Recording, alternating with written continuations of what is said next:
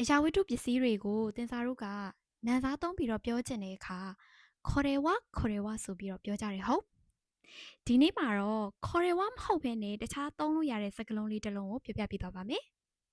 ဒီစကားလုံးလေးကသင်္စာရုံးမှာဆိုလို့ရှိရင်လေနေ့စဉ်နေ့တိုင်းအကြိမ်ပေါင်းမြောက်များစွာကိုကြားရတဲ့စကားလုံးလေးပဲဖြစ်ပါတယ်အဲ့ဒီစကားလုံးလေးကတော့ဒါလေးကတော့ဆိုတာကိုခေါ်တယ်ဝမဟုတ်ဘဲနဲ့သုံးတဲ့စကားလုံးလေးပဲဖြစ်ပါတယ်အဲ့ဒါလေးကတော့やつ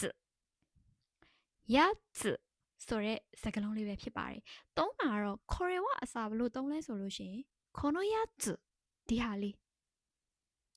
သုံးလို့ရလားဆိုလို့ရှိရင်このやつ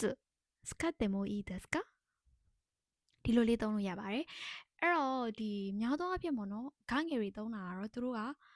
これはဆိုတာထက်このやつဒီလိုလေးသုံးပါတယ်ဒါကပေါ့နော်ပစ္စည်းတွေတင်မဟုတ်ဘူးအကြောင်းအရာတွေပေါ့နော်အကြောင်းအရာတွေကိုပြောချင်တဲ့အခါမှာလေこのやつဆိုပြီးတော့သုံးလို့ရပါတယ်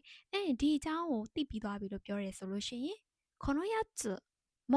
来たよသိပြီးသွားပြီပေါ့နော်ဒီလိုလေးသုံးလို့ရပါတယ်လူတော့မသုံးဘူးနော်လူတော့このやつနဲ့တော့မသုံးပါနဲ့ဟဲ့